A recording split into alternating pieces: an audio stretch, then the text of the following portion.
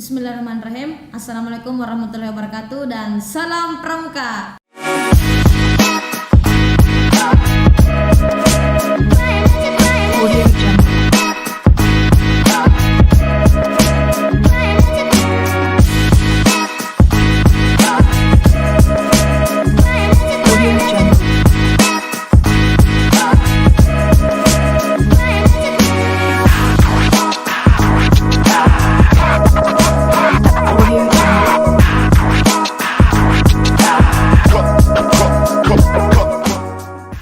Oke kakak-kakak, hari ini kita kembali lagi di acara Podscout UKM Pramuka UNM. Wah, tak terasa ya kak, kita sudah beberapa kali mengupload video Podscout. Semoga kakak-kakak bisa menambah ilmu dari kegiatan kita pada kali ini. Oke kak, tidak kalah seru dan menarik dari pemateri-pemateri sebelumnya.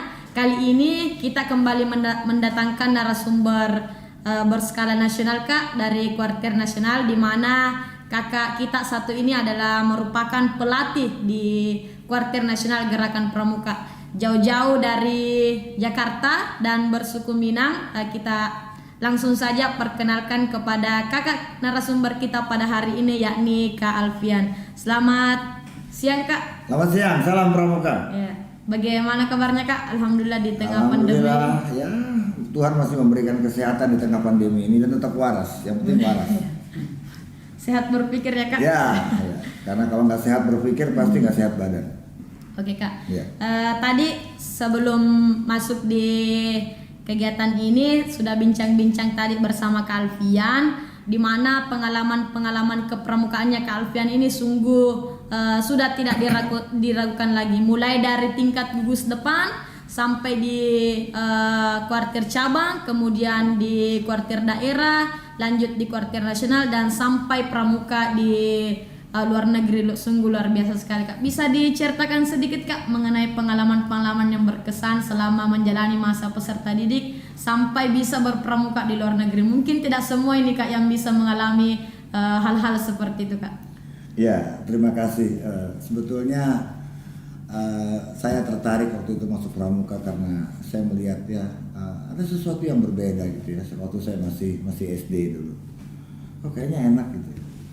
Terus kita boleh pakai kacu gitu ya. Lalu saya masuk dan dari situ sepertinya saya terbius. Ya. Saya pernah jadi pemimpin barung, terus jadi pratama.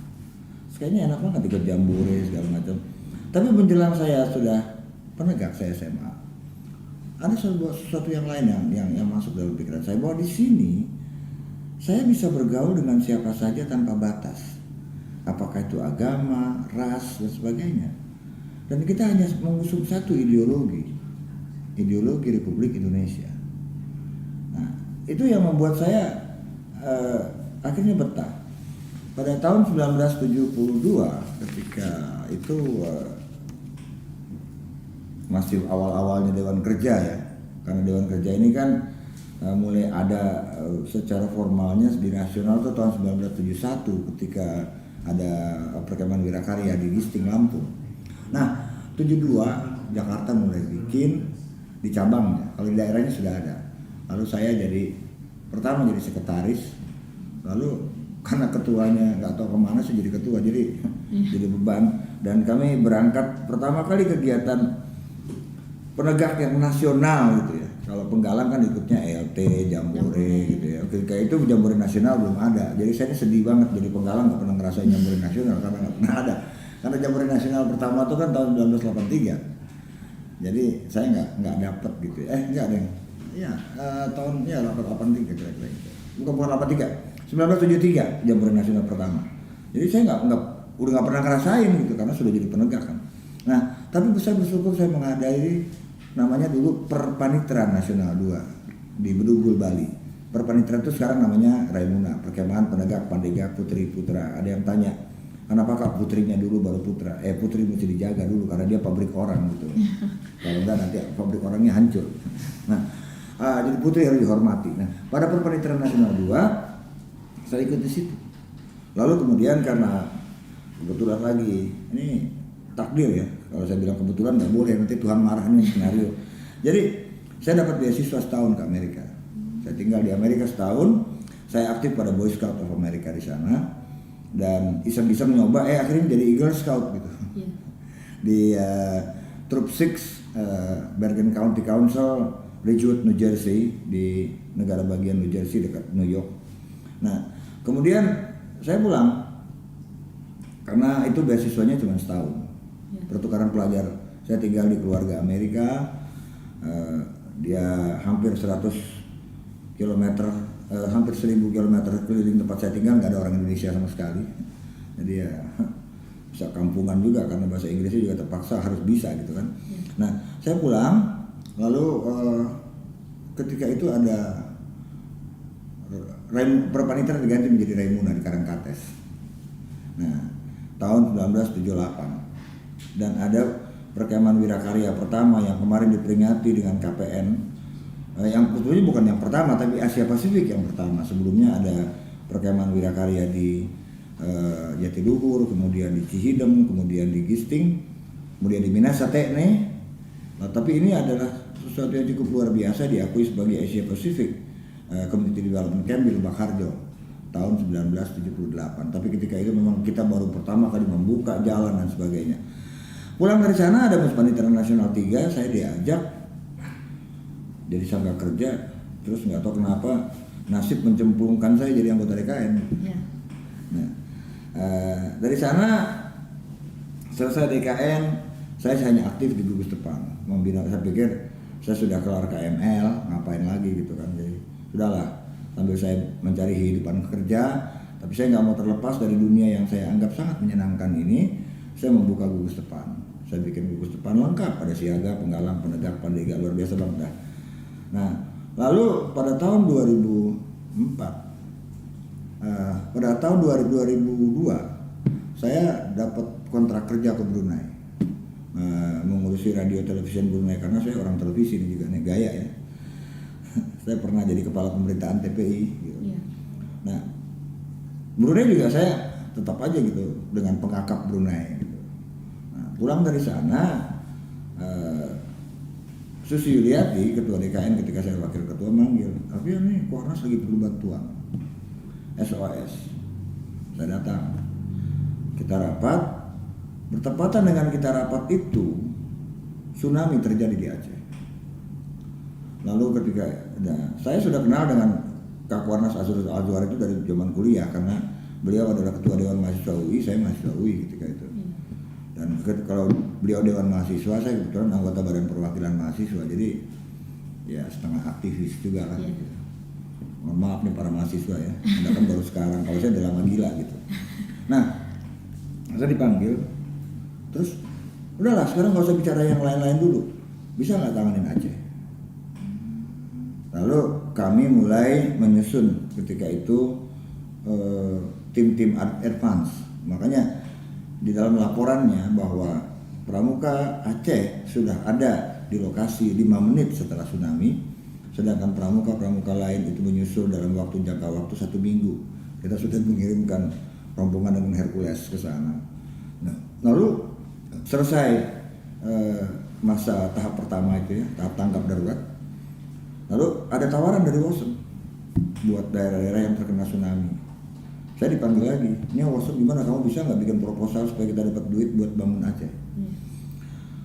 Saya buat proposal, 11 proposal untuk penghijauan, kemudian trauma healing, itu yang pertama kali sehingga akhirnya menjadi tren. Trauma healing ini bagaimana orang yang sudah kena bencana terus merasa, waduh nggak berdaya hidup lah, apalagi anak-anak kecil gitu. Nah, kita buat trauma healing, lalu ada perpustakaan karena banyak buku-buku yang hilang. Lalu kita buat lagi perbaikan tambak karena ada tambak yang tergerus air dan kemudian tidak bisa digunakan. Lalu menanam mangrove di situ dan membuat taman-taman bermain buat anak-anak seputaran sana. Dan kemudian juga kita melakukan perbaikan-perbaikan kecil di berbagai sekolah. Saya kirim, tidak berharap lah. Gitu. Ternyata WOSEM menyetujui seluruh proposal saya ya, dengan nilai kurang lebih sekitar hampir pada waktu itu 3 miliar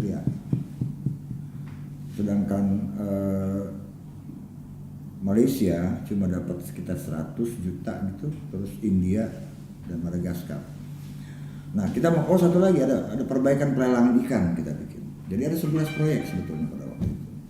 Nah karena ini kemudian datanglah perwakilan dari, karena uang yang dikumpulkan dari WOSOM ini uang dikumpulkan oleh pramuka seluruh dunia untuk menjadi bantuan tsunami. Datang perwakilan WOSOM dan kemudian itulah kita diberikan gelar sebagai The Master of Community Development. Makanya sesudah itu setiap negara di luar Indonesia, karena mereka tahu sejarah kita dari mulai tahun 1964, kemudian 78 itu Asia Pasifik, maka setiap daerah yang mau bikin PW, namanya Community Development, itu harus konsultasi sama Indonesia. Itu satu. Nah, di samping lain lagi bahwa ide Dewan Kerja itu dari Indonesia, sehingga semua yang mau bergerak tentang Dewan Kerja itu nanya ke Indonesia, seluruh dunia. Nah itu ceritanya. Terus ya yang ngurusin Kuarnas lah kan. Yeah. Karena ini lalu kita ikut konferensi di Tokyo, konferensi Asia Pasifik. Saya disuruh pidato tentang scouting and the community. Saya bilang saya nggak mau judul, boleh nggak judul ini saya ganti? Yeah. Karena scouting, kata N itu menyatakan bahwa ada dua hal yang berbeda yang digabungin, you and I. Ya. Terus gimana dong? Saya bilang saya ingin scouting in the community. Karena kepramukaan itu adalah bagian dari masyarakat. Lalu di situ saya cerita bagaimana kondisi kita dengan tsunami, bagaimana ada di sini Saka, ada bagaimana segala macam. Habis itu ada pemilihan pengurus, kan dia di Asia Pasifik itu ada komite yang jumlahnya 9 orang, ya. Lalu di bawahnya ada subkomite, ada 5 subkomite. Jadi para waka itu ada 5. Youth program ini bina muda, adult itu bina wasa, kemudian ada manajemen ini orgakum, lalu ada yang namanya fundraising ini keuangan, ya. Prasarana, lalu di scouting profile humas. Ketika selesai sebuah sidang komisi, saya dipanggil. Alfian, lu jangan kemana-mana ya. Kenapa? Mau ada pelantikan. Terusannya apa? Kamu kepilih jadi chairman. Gila, anak baru jadi chairman gitu. Untuk sejarah pertama kali dalam WOSOM itu adalah ketika seorang yang baru pertama kali masuk jadi chairman itu ya saya, nggak tahu juga kenapa gitu. Saya jadi chairman di program.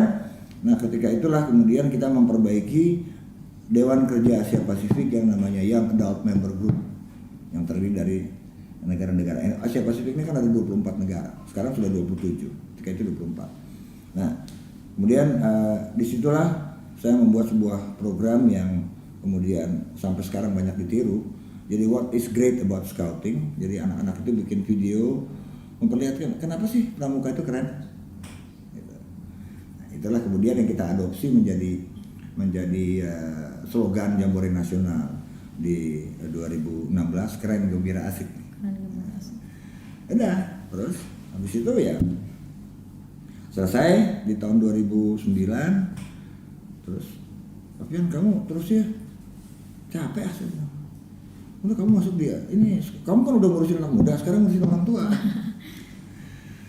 Lagi itu tiba-tiba saya pulang dari konferensi dunia di Korea, konferensi WOSOM di Korea.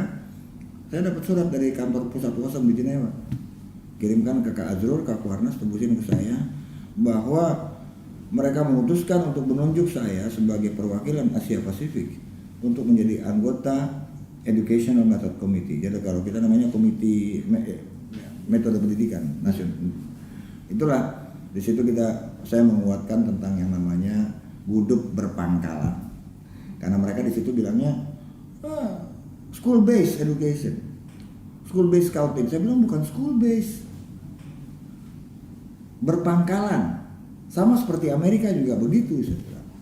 Nah itulah kemudian tadinya mereka menganggap kepramukaan di Indonesia ini nggak benar karena di sekolah gitu. Ya. Tapi saya bilang, toh Amerika begitu, Inggris begitu. Salahnya di mana? Yang nggak begini kan cuma Australia. Tapi Australia di gereja saya bilang. Kalau gitu pramuka gereja dong. Itu yang saya lakukan dalam kaitan dengan pengalaman-pengalaman lah gitu ya. Tapi cukup banyak yang berkesan dan sampai sekarang saya merasa bersyukur bahwa saya bisa melakukan banyak hal yang mudah-mudahan sih bermanfaat. Sementara gitu. Ya. Jadi memang kalau mau dijelaskan track recordnya Kak Alfian ini tidak bisa singkat memang ya Kak, karena memang sudah banyak sekali pengalaman Ya, takutnya dibilang sombong ntar gitu kan. Dan ini Kak, saya sangat penasaran sekali, kan Kak Alfian ini sudah bergelut di berbagai negara mengurusi tentang kepramukaan. Ini Kak, jika dibandingkan kepramukaan di Indonesia dengan di luar negeri itu seperti apa? Kan seperti kita ketahui bahwa member pramuka terbanyak itu berada di Indonesia. Apakah memang pramuka di luar negeri itu tidak semenarik di Indonesia, atau sebenarnya kondisi pramuka di luar negeri dibandingkan dengan Indonesia itu seperti bagaimana Kak? Karena jika ada kegiatan-kegiatan internasional Kak, seperti kemarin ada Jota Joti yang berskala internasional, kita bisa lihat sendiri bahwa membernya itu kebanyakan dari Indonesia. Sebenarnya pengaruh pramuka di luar negeri itu sebenarnya kondisinya seperti apa Kak? Ya, jadi begini, sebetulnya sekali lagi ya, scouting atau kepramukaan itu bisa menarik atau tidak menarik tergantung bagaimana para pembina dan orang dewasa membuat program. Pada tahun 1900 kalau saya tidak salah 91 itu WOSM membuat yang namanya survei Trend and Characteristic of Young People and Parents. Jadi mereka melihat trennya dan karakteristik anak muda seperti apa, orang tuanya seperti apa bisa menyerahkan anak-anak. Dari situ dibuat program. Amerika juga melakukan seperti itu sudah 2 kali. Nah, kalau dikatakan menarik atau nggak menarik, ini memang salah satu dari konstitusi WOSM mengatakan scouting is unique. Dia sangat tergantung pada kondisi negara masing-masing kan. Kalau kita mengatakan, wah Amerika keren, ya lu pindah aja ke Amerika. Karena mereka melakukannya berdasarkan kondisi budaya setempat.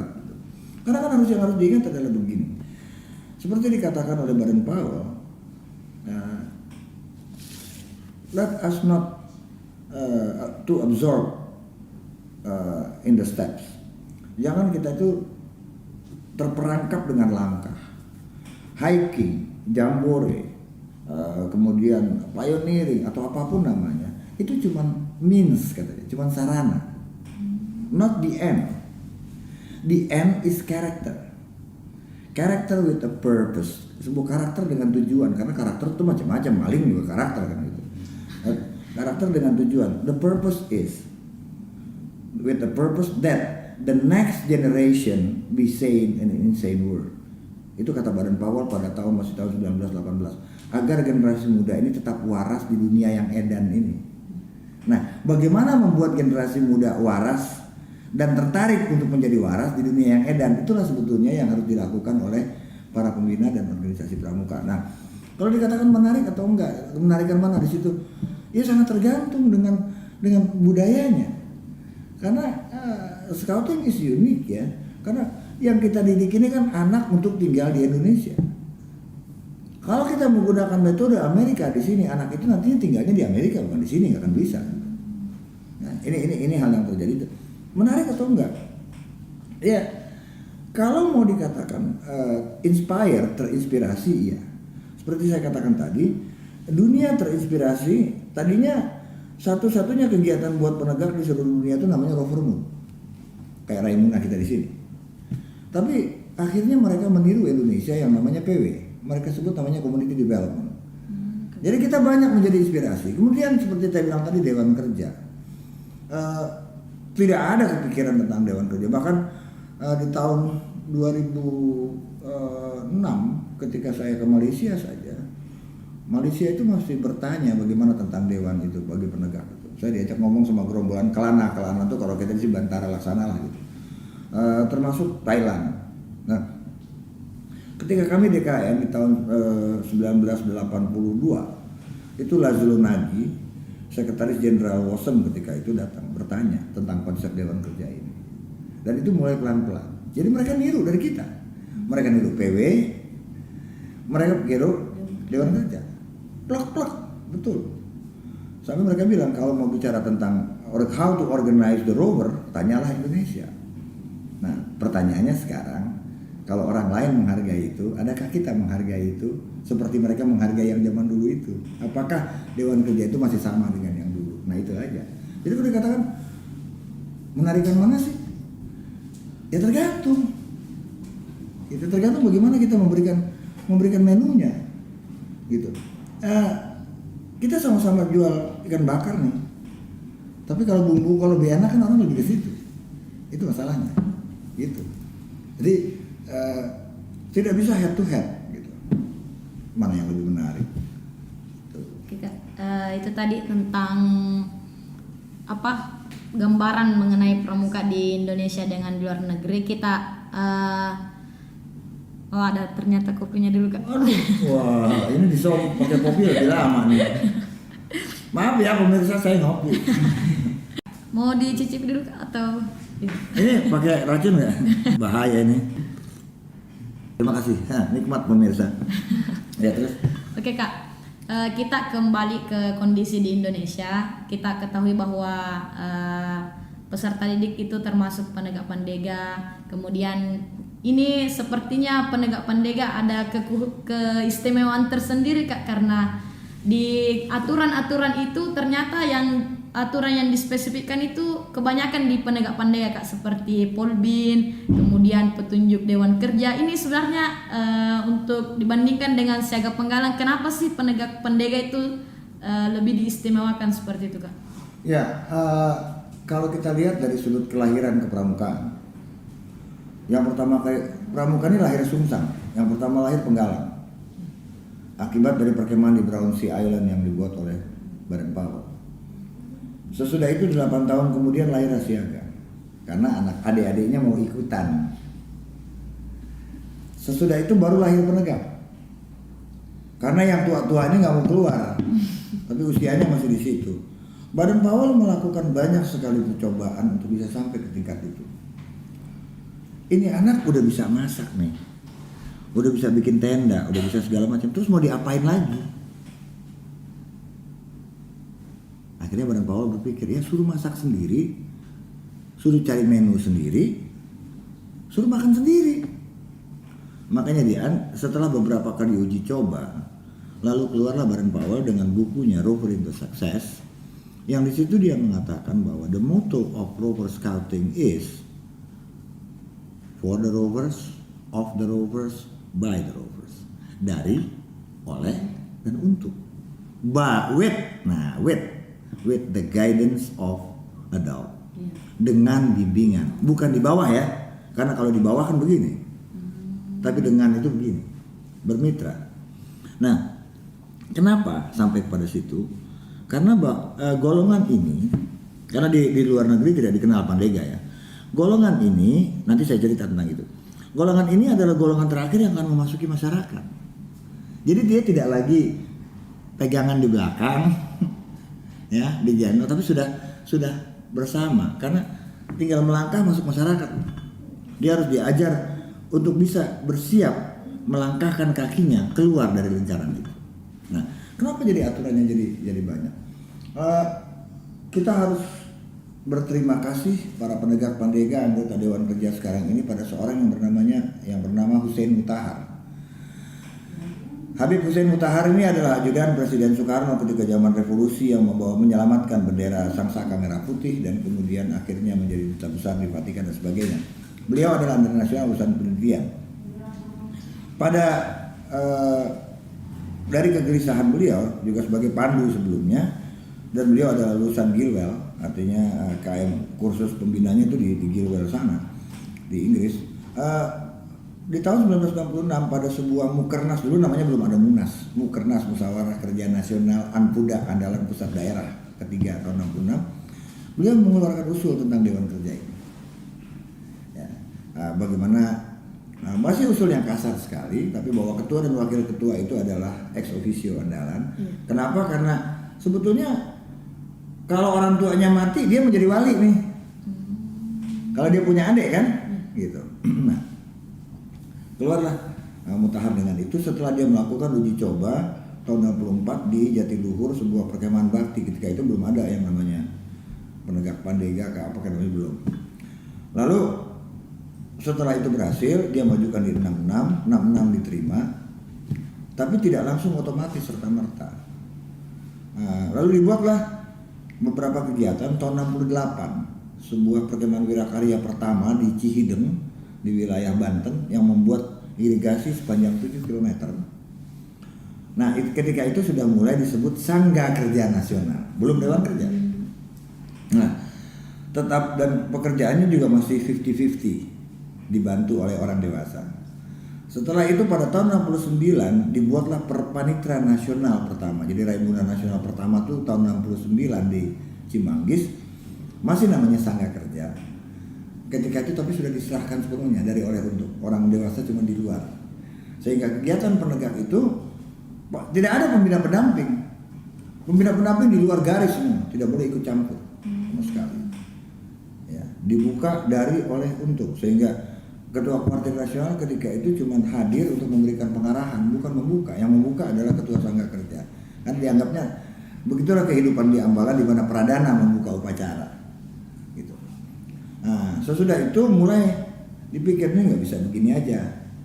Maka pada tahun 1971 ketika perkemahan wirakarya di Gisting, Lampung, saat itulah Muspanitra Nasional pertama dilakukan dan dipilihlah Dewan Kerja Nasional yang pertama.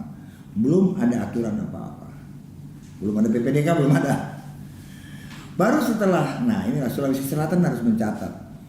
Baru setelah perkemahan wirakarya di Pangkajene Kepulauan di Minahasa ini, Muspanitra Nasional kedua sekaligus di sana memilih DKN.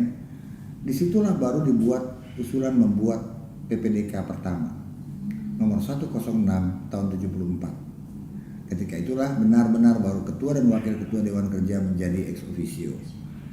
Jadi Sulawesi Selatan patut bangga sebagai sebuah titik sejarah dalam Dewan Kerja ini, karena di Minahasa inilah tercetus ide membuat PPDK pertama. Dari sana kemudian tahun 1970 itu 74 ya di Minahasa ini, lalu 78 di Karangkates, dilanjutkan dengan di Lebak Harjo. Dirasakan nih ada yang belum pas nih, walaupun sudah ada PPDK-nya tapi penegaknya masih begini. Maka pada Muspanitra Nasional ketiga di Cibubur setelah selesai Raimuna Karangkates dan Lebak Harjo pada tahun 78 Desember dibuatlah usulan. Karena ketika itu Indonesia sudah punya 27 kuarda nih, tapi baru ada 17 yang punya Dewan Kerja nih. Maka dibuatlah sebuah kesepakatan, oke, Dewan Kerja di seluruh daerah harus diadakan, tapi harus dibuat sebuah format pembinaan bagi penegak pandega khusus. Karena Pramuka sudah punya pola umum ketika itu, tapi belum ada pola-pola khususnya. Terus ada yang ngomong, kenapa nggak bikin pola pembinaan anggota muda? Tar dulu, kita kan penegak pandega dari mulai untuk, nggak boleh ngurusin yang lain gitu. Nah kemudian agar petunjuk penyelenggaraan Dewan Kerja yang 10674 yang cuma 3 halaman tipis banget itu dilengkapi. Nah itulah kemudian kita membuat pola, kita putuskan kita harus membuat sebuah pola pembinaan. Tapi kalau bikin pola pembinaan aja pelaksanaannya gimana? Akhirnya dibuatlah satu SK dengan 2 lampiran. Judulnya adalah tentang pola pembinaan penegak pandega dan mekanisme pembinaan yang sekarang kalian sebut Polmekbin itu. Nah itu kita mulai dari situ. Ketika itu ribut, ngapain penegak ngatur-ngatur dirinya sendiri? Emang urusan gua, pembina pelatihnya kan kamu belum bisa ya, nggak ada yang mau bikin. Kalau emang kita nggak boleh bikin, bikinin dong. Ini udah jadi. Dan di sidang paripurna tahun 1980 itu disahkan. Nah pada saat itu pula di sidang pendahuluan malam kami mengesahkan Sandi Ambalan Bhinneka Tunggal Ika dan kami mengesahkan adat Ambalan Bhinneka Tunggal Ika di situ. Sehingga dari situ kita sepakat bahwa kita akan bikin Raimuna 82 sebagai uji coba, di mana mengembalikan lagi kegiatan penegak pandega itu dibuka dan ditutup oleh Pradana atau Ketua Dewan Kerja, sedangkan Ketua Kuartir itu hanya memberikan sambutan, mengarahkan, menyaksikan, sama seperti tata upacara penegak. Nah ini dilihat oleh internasional, keren ya gitu. Maka pada tahun 2004 di konferensi Asia Pasifik di Brunei, kemudian sepakatlah membentuk yang namanya Dewan Kerja Asia Pasifik yang disebut dengan Young Adult Member Group atau sekarang disebut dengan Youth Representative, gitu kira-kira. Oke, Kak. Jadi petunjuk tentang Dewan Kerja dan Polbin ini dibentuk oleh penegak-penegak pada masanya, Kak. Ya. Bukan dari orang dewasa ya. Bukan. Ya, kalau dikatakan apakah itu dibuat oleh DKM 7883, tidak juga, karena prosesnya tidak serta-merta. Kita keliling. Dewan Kerja Nasional itu keliling sambil mendapatkan input. Nah, ini terus dikomunikasikan sampai difinalkan pada sidang paripurna tahun 80. Sehingga Polmekbin dan PPDK itu adalah dari, oleh, dan untuk. Nah, kemudian tentunya dengan perubahan situasi dan sebagainya, ini kan perlu ada penyesuaian sampai sekarang. Tapi akarnya di situ. Nomor 105 tahun 80 tentang Polmekbin, 106 tahun 80 tentang Dewan Kerja. Kenapa kita pertahankan nomor 106? Untuk tetap mengenang Minasa Tekne yang mengeluarkan 10674 sebagai PPDK yang pertama. Jadi luar biasa sekali ya, Kak, penegak-penegak pada waktu itu.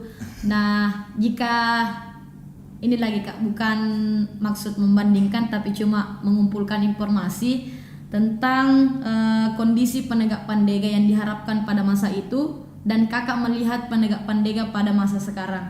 Apakah tujuannya pada masa itu tercapai pada masa kini, atau perlu lagi adanya regulasi atau bagaimana, Kak?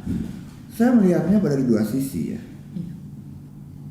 Selalu dari sisi orang dewasa dan dari sisi peserta didiknya.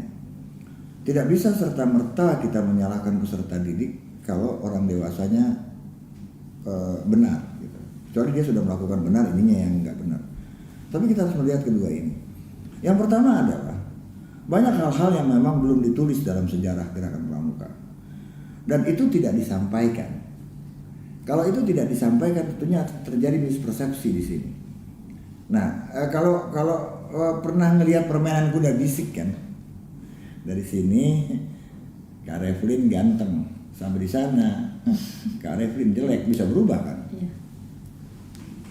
Karena faktor itu. Nah, ini tidak dijaga. Kemudian satu lagi, ada faktor yang, maaf ya teman-teman ya, saya terpaksa ngomong jujur ini. Ada di antara para purna juga yang nggak ikhlas jadi purna gitu loh. Sehingga apakah itu membonceng atau memanfaatkan dan sebagainya, bukannya membantu gitu. Walaupun tidak banyak juga yang sudah melakukan pembinaan dengan baik. Jadi ini adalah pisau bermata dua. Apalagi sesudah berfungsi berstatus sebagai pelatih pembina, saya melihat sendiri bahwa kita tidak bisa hanya menyalahkan peserta didik tanpa melihat apakah si pembina sudah melakukan tugas dengan sebaiknya. Ditambah lagi, sebetulnya kami sudah berapa kali menyarankan agar seluruh purna Dewan Kerja itu jadi pembina, jadi pelatih gitu. Karena kan ada yang punya pengalaman.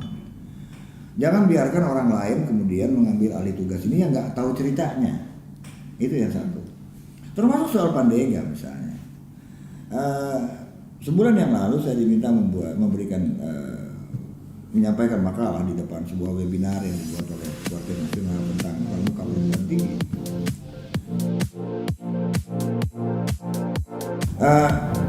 Ada mindset yang harus diluruskan.